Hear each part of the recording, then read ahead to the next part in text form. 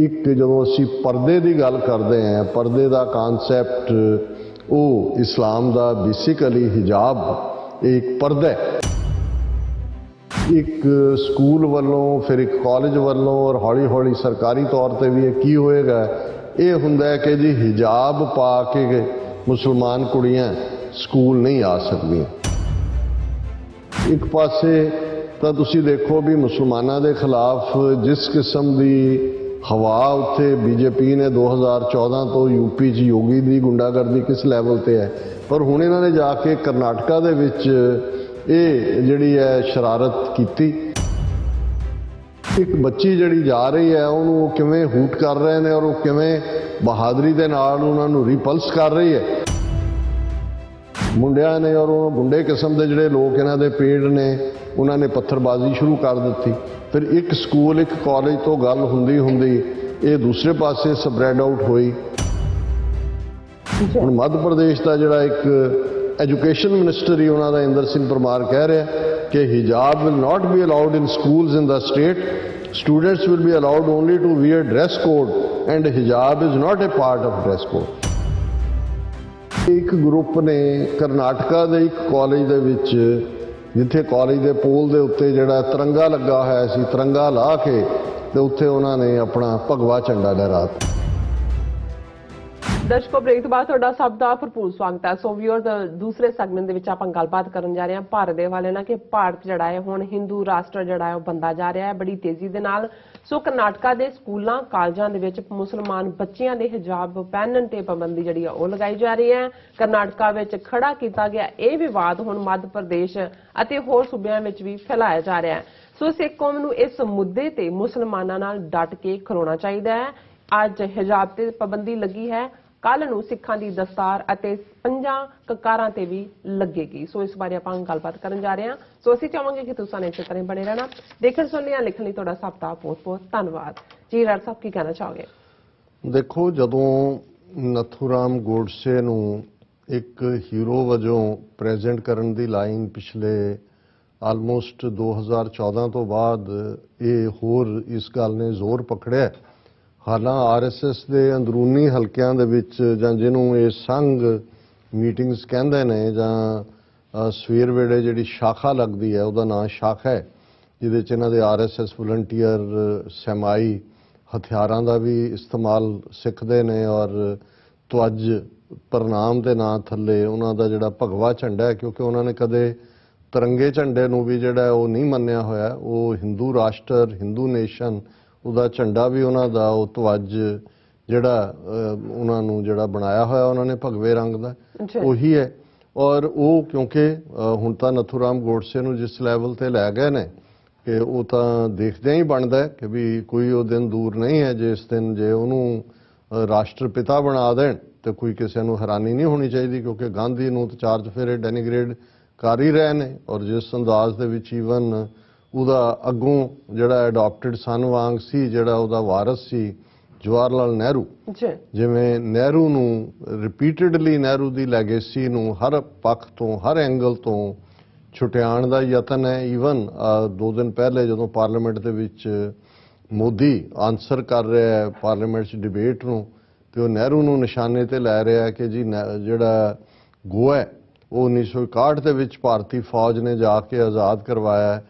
ये जे 15 साल के लगभग गुलामी रही गोआ की, ये नेहरू की वजह करके सी, क्योंकि जिस तरीके नाल हैदराबाद और जूनागढ़ और इसनूं लिबरेट करवाया सी पटेल ने, जे उदों ही गोआ दे विच भी फौज भेजी जाती। इस गल का ध्यान रहे कि गोआ पुर्तगाल की कॉलोनी सी। जदों असीं अमरीका नूं कोलंबस वालों लभण की गल करते हैं 15वीं सदी के अखीर च कोलंबस इधर हिट करता है तो पुर्तगाली मूल का वास्को डी गामा वो जिहड़ा वो गोआ पहुँच जाता है और लगभग 5 सदियां उन्हां दा ही कंट्रोल रहा। उत्थे उन्हां दी कॉलोनी सी पुर्तगीज की। हालांकि वो सारे सब कॉन्टीनेंट दे विच जिन्नियां यूरोपीयन पावर्स ने इन्हां दा फ्रेंच भी उत्थे आए हुए सी और दूसरियां दा भी आपसी डच भी सी, इन्हां सारियां दा आपसी टकराव सी। फाइनली ब्रिटिश और फ्रेंच ये फील्ड च रह गए, एक पासे क्लाइव से एक पासे डुप्ले सी।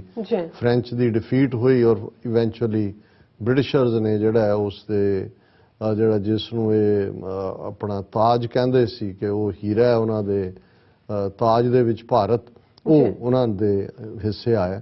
ਸੋ ਉਸ ਮਤਲਬ ਮੋਦੀ 2 ਦਿਨ ਪਹਿਲਾਂ ਨਹਿਰੂ ਨੂੰ ਜਿੱਥੇ ਉਹ ਭੰਨ ਰਿਹਾ ਉੱਥੇ ਇਹ ਕਹਿ ਰਿਹਾ ਜੀ ਕਿ ਗੋਆ ਦੀ ਵੀ ਜਿਹੜੀ 15 ਸਾਲ ਗੁਲਾਮੀ ਰਹੀ ਉਹਦੇ ਲਈ ਵੀ ਇਹੀ ਜ਼ਿੰਮੇਵਾਰ ਸੀ। ਸੋ ਹੁਣ ਇਹ ਜਿਹੜਾ ਹੈ ਇਹ ਬੇਮਤਲਬ ਨਹੀਂ ਕਰਦੇ ਕਿ ਜੀ ਉਹਨੇ ਸਪਰ ਆਫ ਏ ਮੋਮੈਂਟ ਜੇ ਕਿਸੇ ਨੇ ਮੱਧ ਪ੍ਰਦੇਸ਼ ਦੇ ਵਿੱਚ ਖਲੋ ਕੇ ਮੱਧ ਪ੍ਰਦੇਸ਼ ਦੇ ਚੀਫ ਮਿਨਿਸਟਰ ਨੇ ਕਿਹਾ ਕਿ ਜੀ ਜਿਵੇਂ ਅਸੀਂ ਕੱਲ੍ਹ ਡਿਸਕਸ ਕੀਤਾ ਸੀ ਕਿ Modi has traces of God, a normal human being can't do that much as he is doing, he is superhuman। ਜੇ ਸੁਪਰਹਿਊਮਨ ਹੈ ਤੇ ਹੁਣ ਮੱਧ ਪ੍ਰਦੇਸ਼ ਖਲੋ ਕੇ ਮੋਦੀ ਨੂੰ ਇਹ ਕਿਹਾ ਜਾ ਰਿਹਾ। ਹੁਣ ਇਸੇ ਅੰਦਾਜ਼ ਤੁਸੀਂ ਦੇਖੋਗੇ ਕਿ ਵੀ ਜਿਹੜੇ ਇਹਨਾਂ ਦੇ ਅੱਡ-ਅੱਡ ਗਰੁੱਪ ਅੱਡ-ਅੱਡ ਥਾਵਾਂ ਤੇ ਨੇ ਉਹ ਇੰਡੀਪੈਂਡੈਂਟਲੀ ਸ਼ੋਅ ਇਹ ਹੁੰਦਾ ਕਿ ਜਿਵੇਂ ਇਹਨਾਂ ਦਾ ਕੋਈ ਸਬੰਧ ਨਹੀਂ ਹੈ, ਕੋਈ ਆਪਣੇ ਤੌਰ ਤੇ ਕਿਸੇ ਨੇ ਕੋਈ ਭੜਕਾਟ ਵਾਲੀ ਗੱਲ ਕਰ, ਪਰ ਇਵੇਂ ਨਹੀਂ ਹੈ। ਇਹ ਬਹੁਤ ਆਰਡਰਲੀ, ਬਹੁਤ ਪਲਾਨ, ਜਦੋਂ ਅਸੀਂ ਨਾਜ਼ੀ ਲਾਈਕ ਕਹਿੰਦੇ ਹਾਂ ਤੇ ਆਰਗੇਨਾਈਜੇਸ਼ਨ 'ਚ ਨਾਜ਼ੀਆਂ ਦਾ ਕੋਈ ਮੁਕਾਬਲਾ ਨਹੀਂ ਸੀ। ਤੇ ਨਾਜ਼ੀਆਂ ਨੇ ਤਾਂ 1920 ਤੋਂ 1930 ਤੱਕ 10-12 ਸਾਲ 'ਚ ਹੀ ਜਥੇਬੰਦਕ ਢਾਂਚਾ ਬਣਾਇਆ। ਇਸ ਗੱਲ ਦਾ ਧਿਆਨ ਰਹੇ 1920 ਤੋਂ ਆਰਐਸਐਸ ਜਿਹੜਾ 100 ਸਾਲ ਬਹੁਤ ਟਰਬੂਲੈਂਟ ਪੀਰੀਅਡ 'ਚੋਂ ਲੰਘਿਆ। ਪਹਿਲਾਂ ਤਾਂ ਬਿਲਕੁਲ ਹੀ ਇਹਨਾਂ ਦੀ ਹੋਂਦ ਤੱਕ ਹੀ ਨਹੀਂ ਸੀ। ਈਵਨ ਵਿਦਨ ਇਹਨਾਂ ਦਾ ਜਿਹੜਾ ਹਿੰਦੂਤਵਾ ਦਾ ਏਜੰਡਾ ਵੀ, ਜਿਹੜੀ ਆਈਡੀਓਲੋਜੀ ਸਾਵਰਕਰ ਨੇ ਦਿੱਤੀ, ਉਹ ਤਾਂ ਉਹਨੂੰ ਤਾਂ ਲੀਡ ਹਿੰਦੂ ਮਹਾਸਭਾ ਕਰ ਰਹੀ ਸੀ, ਮਦਨ ਮੋਹਨ ਮਾਲਵੀਆ, ਫਿਰ ਸਾਵਰਕਰ ਖੁਦ ਪ੍ਰਧਾਨ ਰਿਹਾ ਹਿੰਦੂ ਮਹਾਸਭਾ ਦਾ। ਇਹ ਆਰਐਸਐਸ ਵਾਲੇ ਤਾਂ ਪਾਣੀ ਪੂਣੀ ਪਿਉਣ ਦੇ ਕੰਮ ਤੋਂ ਇਹਨਾਂ ਨੇ ਕੰਮ ਸ਼ੁਰੂ ਕੀਤਾ ਸੀ, ਹੈਡਗਵੇਅਰ ਜਾਂ ਗੋਲਵਲਕਰ। ਪਰ ਫਿਰ ਜਿਵੇਂ ਇਹਨਾਂ ਨੇ ਬੜੀ ਸਫਿਸਟੀਕੇਟ ਤਰੀਕੇ ਦੇ ਨਾਲ ਉਹਨਾਂ ਸਾਰਿਆਂ ਦੀ, ਸਾਵਰਕਰ ਨੂੰ ਵੀ ਆਪਣਾ ਬਣਾ ਲਿਆ, ਹਿੰਦੂ ਮਹਾਸਭਾ ਨੂੰ ਵੀ ਬਣਾ ਲਿਆ, ਆਰੀਆ ਸਮਾਜ ਜਿਹੜਾ ਚੈਲੰਜ ਕਰਦਾ ਸੀ ਸਨਾਤਨ ਧਰਮ ਦੀ ਬੁੱਤ ਪ੍ਰਸਤੀ ਨੂੰ, ਦਿਆਨੰਦ ਦੀ ਆਈਡੀਓਲੋਜੀ ਵੀ ਇਨਕੋਰਪੋਰੇਟ ਕਰ ਲਈ, ਰਾਮਕ੍ਰਿਸ਼ਨ ਪਰਮਹੰਸ ਮਿਸ਼ਨ, ਵਿਵੇਕਾਨੰਦ ਜਿਹੜਾ ਕਲਚਰਲ ਹਿੰਦੂਇਜ਼ਮ ਦੀ ਗੱਲ ਤਾਂ ਕਰਦੇ ਸੀ ਬਟ ਨਾਟ ਇਹ ਹਿੰਦੂਤਵਾ ਸਾਵਰਕਰ ਦਾ, ਉਹਨੂੰ ਵੀ ਆਪਣੇ 'ਚ ਸਮੋ ਲਿਆ। ਔਰ ਹੌਲੀ ਕਰਦਿਆਂ ਫਿਰ ਉਹਨਾਂ ਨੇ ਭਾਰਤੀ ਜਨਸੰਘ ਫਲੋਟ ਕੀਤਾ ਪੋਲੀਟੀਕਲ ਆਈਡੀਓਲੋਜੀ ਦੇ ਲਈ। ਔਰ ਕਿਵੇਂ ਫਿਰ ਬੀਜੇਪੀ ਜੈ ਪ੍ਰਕਾਸ਼ ਨਾਰਾਇਣ ਦੀ ਟੋਟਲ ਰੈਵੋਲੂਸ਼ਨ ਮੂਵਮੈਂਟ 'ਚ ਵੜ ਗਏ। ਔਰ ਕਿਵੇਂ 2014 'ਚ ਫਿਰ ਸਿੱਧੇ ਤੌਰ ਤੇ ਜਦੋਂ ਮੋਦੀ ਪ੍ਰਾਈਮ ਮਿਨਿਸਟਰ ਬਣਦਾ ਤੇ ਉਸੇ ਵੇਲੇ ਮੋਹਨ ਭਾਗਵਤ ਜਿਹੜਾ ਆਰਐਸਐਸ ਮੁਖੀ, ਉਹ ਪ੍ਰੈਸ ਕਾਨਫਰੰਸ ਕਰਕੇ ਕਹਿੰਦਾ ਕਿ 1000 ਸਾਲ ਬਾਅਦ ਹਿੰਦੂਆਂ ਦਾ ਰਾਜ ਸਥਾਪਿਤ हुआ है। ਹੁਣ ਤੁਸੀਂ ਉਸ ਜੇ ਸਾਈਕੀ ਨੂੰ ਦੇਖੋ ਤੇ ਜੇ ਤੁਸੀਂ ਇੱਕਦਮ, ਹਾਲਾਂਕਿ ਕਈ ਵਾਰੀ ਡਿਬੇਟ ਹੁੰਦਾ ਹੈ ਕਿ ਭਾਰਤ 800 ਸਾਲ ਥੱਲੇ ਰਿਹਾ ਗੁਲਾਮੀ ਦੇ ਕਿ 1000 ਸਾਲ ਰਿਹਾ, ਉਹ ਮੈਟਰ ਕਰਦਾ, ਰਹਿਣ ਨੂੰ ਤਾਂ 2000 ਸਾਲ ਹੀ ਰਿਹਾ। ਅਲੈਗਜ਼ੈਂਡਰ ਦੇ ਜ਼ਮਾਨੇ ਤੋਂ ਵੀ ਇਹਨਾਂ ਦੇ ਪੱਲੇ ਤਾਂ ਕੁਝ ਨਹੀਂ ਸੀ। ਲੇਕਿਨ ਜੇ ਤੁਸੀਂ ਇਹ 1000 ਸਾਲ ਵਾਲੀ ਸ਼ਬਦਾਵਲੀ ਮੋਹਨ ਭਾਗਵਤ ਦੀ ਸੁਣਦੇ ਹੋ ਤੇ ਇੱਕਦਮ ਤੁਹਾਨੂੰ ਇੰਦਰਾ ਗਾਂਧੀ ਯਾਦ ਆ ਜਾਂਦੀ ਹੈ ਕਿ ਵੀ ਉਹਨੇ ਜਦੋਂ 1971 ਦੇ ਵਿੱਚ ਫੌਜ ਭੇਜ ਕੇ ਪਾਕਿਸਤਾਨ ਨੂੰ 2 ਹਿੱਸਿਆਂ 'ਚ ਤੋੜਿਆ, ਮਸ਼ਰਕੀ ਪਾਕਿਸਤਾਨ ਨੂੰ ਤੋੜ ਕੇ ਬੰਗਲਾਦੇਸ਼ ਬਣਾਇਆ ਔਰ ਪਾਕਿਸਤਾਨ ਦੇ 93,000 ਦੇ ਕਰੀਬ ਉਹਨਾਂ ਦੇ ਐਕਟਿਵ ਫੌਜੀ ਔਰ ਜਿਹੜੇ ਹੋਰ ਸਿਵਿਲੀਅਨ ਸਨ ਉਹਨਾਂ ਨੂੰ ਪ੍ਰਿਜ਼ਨਰ ਆਫ ਵਾਰ ਲਿਆ। ਤੇ ਇੰਦਰਾ ਗਾਂਧੀ ਨੇ ਵੀ ਐਗਜ਼ੈਕਟਲੀ ਇਹ ਸਟੇਟਮੈਂਟ ਇੱਕ ਡਿਫਰੈਂਟ ਅੰਦਾਜ਼ उन्हें कहा सी कि 1000 साल की गुलामी का बदला ले लिया गया है। ਹੁਣ ਉਹਦੇ ਚ ਵੀ ਇੱਕ ਸੌਫਟ ਹਿੰਦੂਤਵਾ ਦੇ ਨਾਂ ਥੱਲੇ ਜਿਹੜਾ ਉਦੋਂ ਲੱਗਦਾ ਸੀ ਕਿ ਵੀ ਇਹ ਇੱਕ ਪਾਰਸੀ ਦੀ ਘਰ ਵਾਲੀ ਜਿਹੜੀ ਅਦਰਵਾਈਜ਼ ਉਹਦਾ ਕੋਈ اخلاق ਨਾਂ ਦੀ ਕੋਈ ਚੀਜ਼ ਉਹਦੇ ਚ ਹੈ ਹੀ ਨਹੀਂ ਸੀ। ਤੇ ਇਹ ਸਾਰੀ ਜਿਹੜੀ ਹੈ ਇਹ ਕਿੱਥੋਂ ਆ ਗਈ ਹਿੰਦੂਤਵਾ ਜਾਂ 1000 ਸਾਲ ਦੀ ਗੱਲ। ਲੇਕਿਨ ਔਰ ਉਸ ਦੇ ਇਸ ਐਕਸ਼ਨ ਤੋਂ ਬਾਅਦ ਹੀ ਉਸੇ ਹੀ ਆਰਐਸਐਸ ਦੇ ਝੰਡੇ ਹੋਏ ਔਰ ਪਹਿਲੇ ਪ੍ਰਧਾਨ ਮੰਤਰੀ ਆਰਐਸਐਸ ਦੇ ਬਣੇ ਅਟਲ ਬਿਹਾਰੀ ਵਾਜਪਾਈ ਨੇ ਕਿਹਾ ਸੀ ਕਿ ਇੰਦਰਾ ਗਾਂਧੀ ਤੋਂ ਦੁਰਗਾ ਮਾਤਾ ਦਾ ਅਵਤਾਰ ਹੈ। ਹੁਣ ਤੁਸੀਂ ਅਗੇਨ ਹਿੰਦੂ ਮਾਈਥੋਲੋਜੀ 'ਚ ਜਾ ਕੇ ਦੇਖੋਗੇ ਕਿ ਦੁਰਗਾ ਦਾ ਕਰੈਕਟਰ ਜਿਹੜੀ ਸ਼ੇਰ ਦੇ ਉੱਤੇ ਚੜੀ ਹੋਈ ਇਹਨਾਂ ਦੀ ਦੇਵੀ ਹੈ ਉਸ ਦਾ ਹਿੱਸਾ ਜਾਂ ਉਸ ਦੀ ਜਿਹੜੀ ਐਕਸਪਰਟੀਜ਼ ਹੈ ਉਹ ਰਾਖਸ਼ਾਂ ਨੂੰ ਮਾਰਨਾ ਹੈ, ਡੈਵਲਸ ਨੂੰ, ਡੀਮਨਸ ਨੂੰ। ਫਿਰ ਤੁਸੀਂ ਹਿੰਦੂ ਮਾਈਥੋਲੋਜੀ ਜਾਂ ਉਹਨਾਂ ਦੀ ਸੋਰਸਿਸ ਦੇ ਹੋਰ ਬੈਕਗਰਾਉਂਡ 'ਚ ਜਾਓ ਕਿ ਉਹ ਡੀਮਨ ਜਾਂ ਡੈਵਲ ਕਿਹਨੂੰ ਕਹਿੰਦੇ ਨੇ। ਕੀ ਕੋਈ ਉਹ ਡੈਵਲ ਹੈ ਜਿਹਦੇ ਸਿੰਘ ਨਿਕਲੇ ਹੋਏ ਨੇ ਜਾਂ ਜਿਹਦੇ ਦੰਦ ਬਾਹਰ ਨੇ ਜਾਂ ਕੋਈ ਹੋਰ? ਨਹੀਂ, ਜਿਹੜਾ ਇਹਨਾਂ ਦੇ ਨਾਲ ਜਦੋਂ ਨਹੀਂ ਸਹਿਮਤ ਹੋਇਆ, ਆਰੀਅਨ ਆਏ, ਲੋਕਲ ਦਰਾਵਿੜ ਲੋਕ ਸੀ, ਉਹਨਾਂ ਨੂੰ ਇਹਨਾਂ ਨੇ ਰਾਖਸ਼ਸ ਕਿਹਾ। ਰਾਖਸ਼ਸ, ਪਿਸ਼ਾਚ, ਇਹ ਲਫ਼ਜ਼ ਜਿਹਨੂੰ ਇਹਨਾਂ ਨੇ ਮਾਰਨਾ, ਪਹਿਲਾਂ ਉਹਨਾਂ ਨੂੰ ਡਿਕਲੇਅਰ ਕਰਨਾ ਵੀ ਇਹ ਸਾਡੀ ਸਹਿਮਤੀ ਨਹੀਂ ਹੈ, ਉਹਨੂੰ ਤੁਸੀਂ ਡਿਕਲੇਅਰ ਕਰੋ ਰਾਖਸ਼, ਫਿਰ ਉਹਨੂੰ ਮਾਰੋ। ਤੇ ਦੁਰਗਾ ਜਿਹੜੀ ਇਹਨਾਂ ਦੀ ਮਾਈਥੋਲੋਜੀਕਲ ਕਰੈਕਟਰ ਇਹਨਾਂ ਨੇ ਕ੍ਰੀਏਟ ਕੀਤੀ, ਉਹ ਉਹੀ ਸੀ ਜਿਹਨੇ ਰਾਖਸ਼ਾਂ ਦਾ ਨਾਸ਼ ਕੀਤਾ। ਹੁਣ ਵਾਜਪਾਈ ਜਿਹੜਾ ਇੱਕ ਬੜਾ ਲਿਟਰੇਟ ਬੰਦਾ, ਸ਼ਾਇਰ ਵੀ ਸੀ, ਹਿਸਟਰੀ ਤੋਂ ਵੀ ਵਾਕਿਫ ਸੀ, ਉਹਨੇ ਇੰਦਰਾ ਗਾਂਧੀ ਦੇ ਲਈ ਹੀ ਕਿਉਂ ਦੁਰਗਾ ਦਾ ਲਫ਼ਜ਼ ਇਸਤੇਮਾਲ ਕੀਤਾ? ਕਿਉਂਕਿ ਫਿਰ ਤੁਸੀਂ ਦੇਖੋਗੇ ਕਿ ਬ੍ਰਾਹਮਣਵਾਦੀਆਂ ਨੇ ਜਾਂ ਹਿੰਦੂ ਤਵੀਆਂ ਨੇ ਮੁਸਲਮਾਨਾਂ ਈਸਾਈਆਂ ਨੂੰ ਕਦੇ ਇਨਸਾਨ ਤਾਂ ਮੰਨਿਆ ਹੀ ਨਹੀਂ ਹੈ। ਉਹਨਾਂ ਦੇ ਲਈ ਜਿਹੜਾ ਲਫ਼ਜ਼ ਵੀ ਘੜਿਆ ਗਿਆ ਸੀ ਉਹ ਮਲੇਚ ਸੀ, ਮਲ, ਗੰਦਗੀ ਦੇ ਭਰੇ ਹੋਏ, ਫੁੱਲ ਆਫ ਡਰਟ।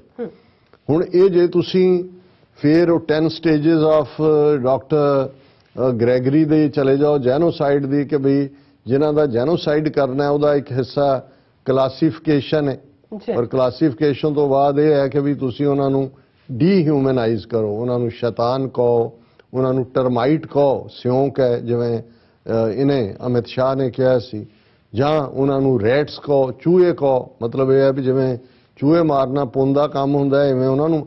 ਸੋ ਇਹ ਸਾਰੀ ਗੱਲ ਜਦੋਂ ਤੁਸੀਂ ਦੇਖੋਗੇ ਤੇ ਇਹ 19ਵੀਂ ਸਦੀ ਦੇ ਉਸ ਆਨੰਦ ਮੱਠ ਨਾਂ ਦੇ ਨਾਵਲ ਦੇ ਨਾਲ ਜਾ ਕੇ ਤੁਸੀਂ, ਜਿਹਦੇ 'ਚ ਕਿ ਉਸ ਬੰਗਾਲੀ ਚੈਟਰਜੀ ਨੇ ਇਹ ਕਿਹਾ ਸੀ ਕਿ ਕਿਵੇਂ ਜਿਹੜੇ ਪਿਸ਼ਾਚ ਨੇ, ਡੈਵਲ ਨੇ, ਡੀਮਨ ਨੇ, ਉਹਨਾਂ ਦਾ ਖੂਨ ਡੋਲਣਾ, ਕਿਵੇਂ ਭਾਰਤ ਮਾਤਾ ਦਾ ਖੱਪਰ ਖੂਨ ਦੇ ਨਾਲ ਜੇ ਤੁਸੀਂ ਰਾਖਸ਼ਾਂ ਦੇ ਭਰ ਦਿੰਦੇ ਹੋ ਤੇ ਤੁਸੀਂ ਭਾਰਤ ਮਾਤਾ ਦੀ ਸੇਵਾ ਕਰਦੇ ਹੋ। ਔਰ ਉਸੇ ਚੋਂ ਹੀ ਉਹਨਾਂ ਨੇ ਜਿਓਗ੍ਰਾਫੀਕਲ ਐਂਟੀਟੀ ਭਾਰਤ ਨੂੰ, ਉਸ ਨੂੰ ਉਹਨਾਂ ਨੇ ਜਿਹੜੀ ਹੈ ਸਪਿਰਿਚੁਅਲ ਐਂਟੀਟੀ ਦੇ ਤੌਰ ਤੇ ਉਭਾਰਿਆ।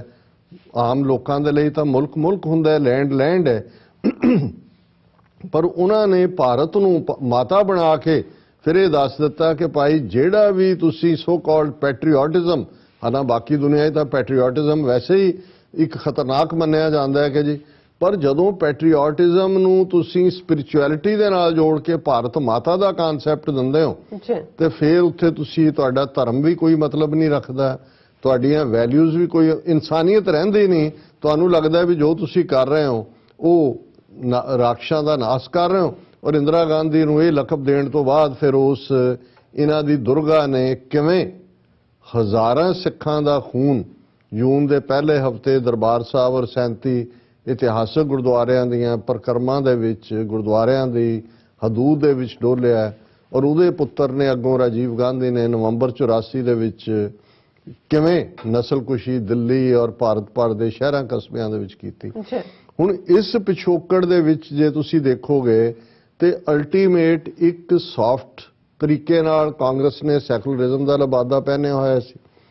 ਇੱਕ ਸਿੱਧੇ ਤੌਰ ਤੇ ਜਿਹੜੀ ਆਈਡੀਓਲੋਜੀ ਨੂੰ ਸਾਵਰਕਰ ਨੇ ਹਿੰਦੂਤਵਾ ਕਹਿ ਕੇ ਮੁਸਲਮਾਨਾਂ ਈਸਾਈਆਂ ਨੂੰ ਉਸ ਤੋਂ ਪਹਿਲੇ ਦਿਨ ਤੋਂ ਬਾਹਰ ਕੱਢਿਆ। ਉਹਨੇ ਤਾਂ ਕ੍ਰਾਈਟੇਰੀਆ ਦਿੱਤਾ ਕਿ ਜਿਨ੍ਹਾਂ ਦੀ ਪੁੰਨਿਆ ਭੂਮੀ ਜਿਹੜੀ ਹੈ ਉਹ ਭਾਰਤ ਤੋਂ ਬਾਹਰ ਹੈ। ਹੁਣ ਜੇ ਸਾਊਦੀ ਅਰੇਬੀਆ 'ਚ ਹਜ਼ਰਤ ਸਾਹਿਬ ਮੱਕਾ ਉੱਥੇ ਹੈ, ਉਹਨਾਂ ਦਾ ਭਾਰਤ ਦੇ ਨਾਲ, ਉਹਦੀ ਧਰਤੀ ਨਾਲ ਤਾਂ ਸੰਬੰਧ ਨਹੀਂ ਹੈ। ਇਸੇ ਤਰ੍ਹਾਂ ਈਸਾਈਅਤ, ਜੀਸਸ ਕ੍ਰਾਈਸਟ, ਬੈਥਲਹਿਮ ਔਰ ਉਹ ਸਾਰੇ ਮਿਡਲ ਈਸਟ ਨੇ, ਉਹਨਾਂ ਨਾਲ ਵੀ। ਸੋ ਉਹ ਸਾਰੇ ਗੈਰ ਨੇ, ਮਲੇਚ ਨੇ, ਅਵਰਣ ਨੇ। ਔਰ ਇੱਥੋਂ ਵਾਲੇ, ਉਹ ਇੱਥੋਂ ਵਾਲਿਆਂ ਨੂੰ ਬੇਸ਼ੱਕ ਸਿੱਖ ਧਰਮ ਜਾਂ ਬੁੱਧ ਧਰਮ, ਜੈਨ ਧਰਮ ਉੱਤੇ ਹੈ, ਉਹਨਾਂ ਨੂੰ ਵੈਸੇ ਗਲਵਕੜੀ 'ਚ ਲੈ ਕੇ ਕਿ ਇਹ ਤਾਂ ਪੰਥ ਨੇ, ਸਾਡੇ ਹਿੰਦੂਤਵਾ ਦਾ ਇਹ ਹਿੱਸਾ ਨੇ। ਔਰ ਜੇਠ ਮਲਾਨੀ ਨੇ ਜਿਹੜਾ ਬੀਜੇਪੀ ਦਾ ਵਾਈਸ ਪ੍ਰੈਜ਼ੀਡੈਂਟ ਵੀ ਰਿਹਾ, ਉਹਨੇ ਸੁਪਰੀਮ ਕੋਰਟ ਦੇ ਵਿੱਚ ਤੱਕ ਜਾ ਕੇ ਕੇਸ ਵਿਨ ਕੀਤਾ ਕਿ ਜਿਹੜਾ ਇੰਡਸ ਦੇ ਇਸ ਪਾਰ ਰਹਿਣ ਵਾਲਾ ਹੈ, ਹਿੰਦੂਤਵਾ ਜਿਹੜੀ ਹੈ, ਉਹਨੇ ਕਿਹਾ ਜੀ ਇਹ ਤਾਂ ਵੇ ਆਫ ਲਾਈਫ ਹੈ। ਮਤਲਬ ਇਹ ਹੈ ਕਿ ਕਨਸਟੀਟਿਊਸ਼ਨਲ ਹੋ ਗਈ ਐਕਸੈਪਟੈਂਸ। ਫਿਰ ਬੀਜੇਪੀ ਦਾ ਏਜੰਡਾ ਮੈਮੋਰੈਂਡਮ ਪਹਿਲੇ ਦਿਨ ਤੋਂ ਖਤਮ ਕਰੋ, ਆਰਟੀਕਲ 370 ਕਸ਼ਮੀਰ ਸਾਰੇ ਸ਼ਹਿਰੀ ਹਿੰਦੂਤਵਾ ਦੇ ਨੇ, ਖਤਮ ਕਰੋ ਜਿਹੜਾ ਮੁਸਲਿਮ ਪਰਸਨਲ ਲਾਅ, ਕ੍ਰਿਸਚੀਅਨਸ, ਪਾਰਸੀ, ਇਸਲਾਮ ਔਰ ਦੂਸਰਿਆਂ ਦਾ ਯੂਨੀਵਰਸਲ ਸਿਵਲ ਕੋਡ ਲਿਆਓ, ਖਤਮ ਕਰੋ ਟ੍ਰਿਪਲ ਤਲਾਕ, ਖਤਮ ਕਰੋ ਬਾਕੀ ਸਾਰਾ, ਇੱਥੇ ਰਹਿਣ ਵਾਲਾ ਹਰ ਕੋਈ ਹਿੰਦੂ ਹੈ। ਸੋ ਉਹ ਤਾਂ ਆਲਰੇਡੀ ਉਹਨਾਂ ਨੇ ਐਜੂਕੇਸ਼ਨ ਸਿਸਟਮ ਰਾਹੀਂ ਕੋਈ ਸੂਰਜ ਪ੍ਰਣਾਮ, ਕੋਈ ਯੋਗਾ, ਕੋਈ ਦੂਜਾ ਤੀਜਾ ਤਾਂ ਉਹਨਾਂ ਨੇ ਕਰ ਲਿਆ ਹੋਇਆ। ਹੁਣ ਇਹਦੇ ਬਾਵਜੂਦ ਜਦੋਂ ਅਸੀਂ ਇਹ ਕਹਿ ਰਹੇ ਹਾਂ ਕਿ ਵੀ ਆਲਰੇਡੀ ਭਾਰਤ ਜਿਹੜਾ ਹੈ ਇੱਕ ਹਿੰਦੂ ਰਾਸ਼ਟਰ ਬਣ ਚੁੱਕਾ ਹੈ, ਔਰ ਉਹ ਤਾਂ ਹੁਣ ਜਿੱਥੇ ਜਿੱਥੇ ਉਹਨਾਂ ਨੂੰ ਲੱਗਦਾ ਵੀ ਰੈਜ਼ਿਸਟੈਂਸ ਹੈ ਉਹਨੂੰ ਉਹ ਕ੍ਰਸ਼ ਕਰ ਰਹੇ ਨੇ। ਔਰ ਜਿਹੜੀ ਘਟਨਾਕ੍ਰਮ ਪਿਛਲੇ 2-3 ਦਿਨਾਂ ਤੋਂ ਵਾਪਰ ਰਿਹਾ, ਬੇਸ਼ੱਕ ਇਸ ਦੀ ਸ਼ੁਰੂਆਤ ਤਾਂ ਆਲਮੋਸਟ 8-10 ਦਿਨ ਪਹਿਲਾਂ ਹੁੰਦੀ ਹੈ, ਲੇਕਿਨ ਇਹ ਵੀ ਇਹਨਾਂ ਦਾ ਇੱਕ ਡਿਜ਼ਾਈਨ ਹੁੰਦਾ ਹੈ ਕਿ ਇੱਕ ਹਿੱਸੇ ਦੇ ਵਿੱਚ ਇੱਕ ਤਬਕੇ ਤੋਂ ਜਿਹੜੀ ਆ ਉਹ ਤੁਸੀਂ ਸ਼ੁਰੂਆਤ ਕਰਵਾ ਦਿਓ, ਉਹਨੂੰ ਥੋੜਾ ਜਿਹਾ ਸਪਰੈਡ ਹੋ ਲੈਣ ਦਿਓ, ਫਿਰ ਉਹਨੂੰ ਪ੍ਰੈਜ਼ੈਂਟ ਕਿਸੇ ਹੋਰ ਅੰਦਾਜ਼ 'ਚ ਕਰੋ ਦੂਸਰੀ ਸਟੇਟ ਦੇ ਵਿੱਚ, ਫਿਰ ਜਿਹੜੇ ਅੰਦਾਜ਼ ਤੁਸੀਂ ਪੇਸ਼ ਕੀਤਾ ਉਹਦੇ ਹੱਕ 'ਚ ਆਪਣੇ ਬੰਦੇ ਤੋੜ ਦਿਓ, ਤੇ ਇਵੇਂ ਕਰਦੇ ਕਰਦੇ ਉਹਨੂੰ ਇਸ਼ੂ ਬਣਾ ਦਿਓ, ਔਰ ਇਵੈਂਚੁਅਲੀ ਉਸ 'ਚੋਂ ਜੇ ਵੋਟਾਂ ਨੇ, ਹੁਣ ਕਰਨਾਟਕਾ ਸਟੇਟ ਅਗਲੇ ਸਾਲ ਉਹਦੇ 'ਚ ਵੋਟਾਂ ਪੈਣੀਆਂ ਨੇ, ਕਰਨਾਟਕਾ ਸਾਊਥ ਦੀਆਂ ਪਹਿਲੀਆਂ 5 ਜਿਹੜੀਆਂ ਸਾਊਥ ਦੀਆਂ 5 ਸਟੇਟਾਂ ਨੇ, ਉਹਨਾਂ 'ਚੋਂ ਕਰਨਾਟਕਾ ਉਹ ਸਟੇਟ ਹੈ ਜਿੱਥੇ ਬੀਜੇਪੀ ਨੇ ਸਿੱਧੇ ਤੌਰ ਤੇ ਆਪਣੀ ਹਕੂਮਤ ਬਣਾਈ ਸੀ ਪਹਿਲੀ ਵਾਰ।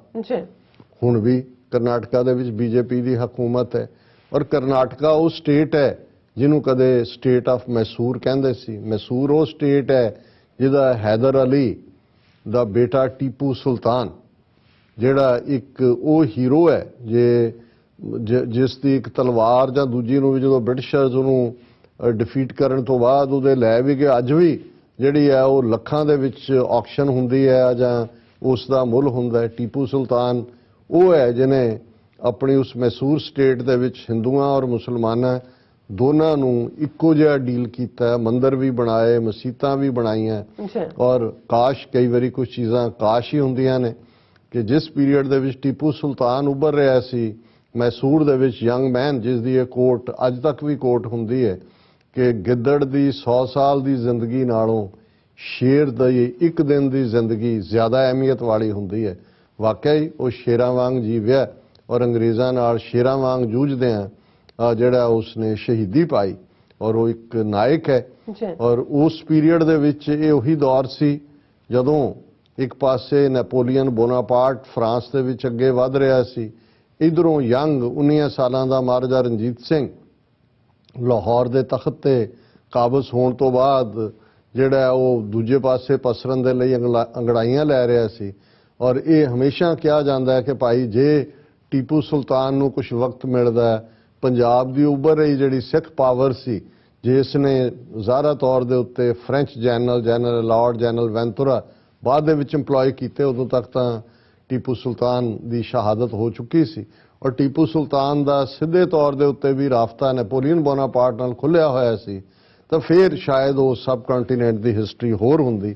ਪਰ ਅੱਜ ਉਸ ਗੈਰਤਮੰਦ ਟੀਪੂ ਸੁਲਤਾਨ ਦੇ ਵਤਨ ਦੇ, ਉਸ ਦੇ ਆਪਣੇ ਹਮ ਮਜ਼ਹਬ ਔਰ ਉਹਨਾਂ ਦੀਆਂ ਅੱਗੋਂ ਬੱਚੀਆਂ ਕਿਵੇਂ ਅਪਮਾਨਿਤ ਹੋ ਰਹੀਆਂ ਨੇ, ਕਿਵੇਂ ਉਹਨਾਂ ਦੇ ਉੱਤੇ ਨਿਸ਼ਾਨਾ ਸਾਧਿਆ ਜਾ ਰਿਹਾ ਹੈ, ਔਰ ਮਸਲਾ ਕਿਵੇਂ ਖੜਾ ਕੀਤਾ ਗਿਆ ਕਰਨਾਟਕਾ ਦੀ ਬੀਜੇਪੀ ਸਰਕਾਰ ਵੱਲੋਂ ਕਿ ਵੀ ਕਿਵੇਂ ਪੋਲਰਾਈਜ਼ ਕੀਤਾ ਸੁਸਾਇਟੀ ਨੂੰ। ਔਰ ਹੁਣ ਜਦੋਂ ਅਸੀਂ ਇਹ ਗੱਲ ਕਰ ਰਹੇ ਹਾਂ, ਆਲਰੇਡੀ ਇਸ ਗੱਲ ਦਾ ਪੌਂਡੀਚੇਰੀ ਮੱਧ ਪ੍ਰਦੇਸ਼ 'ਚ ਵੀ ਅਸੀਂ ਗੱਲ ਕਰਾਂਗੇ ਕਿ ਉੱਥੇ ਉਹਦਾ ਕੀ ਰੂਪ ਸਾਹਮਣੇ ਆਇਆ। ਪਰ ਇਸ ਦੀ ਸ਼ੁਰੂਆਤ ਹੁੰਦੀ ਹੈ ਕਿ ਇੱਕ ਸਕੂਲ ਵੱਲੋਂ, ਫਿਰ ਇੱਕ ਕਾਲਜ ਵੱਲੋਂ, ਔਰ ਹੌਲੀ ਹੌਲੀ ਸਰਕਾਰੀ ਤੌਰ ਤੇ ਵੀ ਇਹ ਕੀ ਹੋਏਗਾ, ਇਹ ਹੁੰਦਾ ਹੈ ਕਿ ਜੀ ਹਿਜਾਬ ਪਾ ਕੇ ਮੁਸਲਮਾਨ ਕੁੜੀਆਂ ਸਕੂਲ ਨਹੀਂ ਆ ਸਕਦੀਆਂ। ਹੁਣ ਜ਼ਾਹਰਾ ਤੌਰ ਤੇ ਇੱਕ ਪਾਸੇ ਜਿਸ ਭਾਰਤੀ ਸੰਵਿਧਾਨ ਜਾਂ ਆਇਨ ਦੀ ਦੁਹਾਈ ਦਿੱਤੀ ਜਾਂਦੀ ਹੈ ਕਿ ਜੀ ਮਜ਼ਹਬ ਦੀ ਆਜ਼ਾਦੀ, ਹੁਣ ਇਹਦੇ 'ਚ ਕੋਈ ਸ਼ੱਕ ਨਹੀਂ ਹੈ ਕਿ ਇੱਕ ਜਦੋਂ ਅਸੀਂ ਪਰਦੇ ਦੀ ਗੱਲ ਕਰਦੇ ਹਾਂ, ਪਰਦੇ ਦਾ ਕਨਸੈਪਟ ਉਹ ਇਸਲਾਮ ਦਾ ਬੇਸਿਕਲੀ ਹਿਜਾਬ ਇੱਕ ਪਰਦਾ ਹੈ, ਔਰ ਉਸ ਦੇ ਵਿੱਚ ਉਹਨਾਂ ਦੀ ਐਫੀਸ਼ੀਐਂਸੀ ਜਾਂ ਪੜ੍ਹਾਈ ਜਾਂ ਬਾਕੀਆਂ ਦੀ ਕੋਈ ਲਾਈਫ ਸਟਾਈਲ ਦੇ ਨਾਲ ਤਾਂ ਕੋਈ ਟਕਰਾਅ ਨਹੀਂ ਹੈ, ਕਿਉਂਕਿ ਮੁੱਢਲੇ ਤੌਰ ਤੇ ਤੁਸੀਂ ਆਪਣਾ ਮਜ਼ਹਬ ਪ੍ਰੈਕਟਿਸ ਕਰ ਰਹੇ ਹੋ। ਜਿਵੇਂ ਸਿੱਖ ਕੇਸਾਧਾਰੀ ਨੇ, ਦਸਤਾਰ ਸਜਾਉਂਦੇ ਨੇ, ਔਰ ਕੋਈ ਇਹ ਕਹੇ ਜਿਵੇਂ ਅਸੀਂ ਇਹਨਾਂ ਮੁਲਕਾਂ ਦੇ ਵਿੱਚ ਜਾਂ ਫਰਾਂਸ 'ਚ ਨੇ ਆਸਟੈਂਸੀਬਲ ਸਾਈਨਸ ਆਫ ਰਿਲੀਜਨ ਦੇ ਥੱਲੇ 2003 ਦੇ ਵਿੱਚ ਲਾਅ ਬਣਾਏ, ਸਿੱਖ ਲੜੇ ਉਹਨਾਂ ਦੇ ਖਿਲਾਫ, UN ਤੱਕ ਗਏ, ਕਿਉਂਕਿ ਇਹ ਹਰ ਮਜ਼ਹਬ ਨੂੰ ਮੰਨਣ ਵਾਲੇ ਨੇ ਦੇਖਣਾ ਹੈ ਕਿ ਉਹਨੇ ਮਜ਼ਹਬ ਦੇ ਡਿਸਪਲਿਨ 'ਚ ਰਹਿੰਦੇ ਆਪਣੀ ਜ਼ਿੰਦਗੀ ਕਿਵੇਂ ਗੁਜ਼ਾਰਨੀ ਹੈ। ਪਰ ਇਸ ਇਸ਼ੂ ਨੂੰ ਇੱਕ ਪਾਸੇ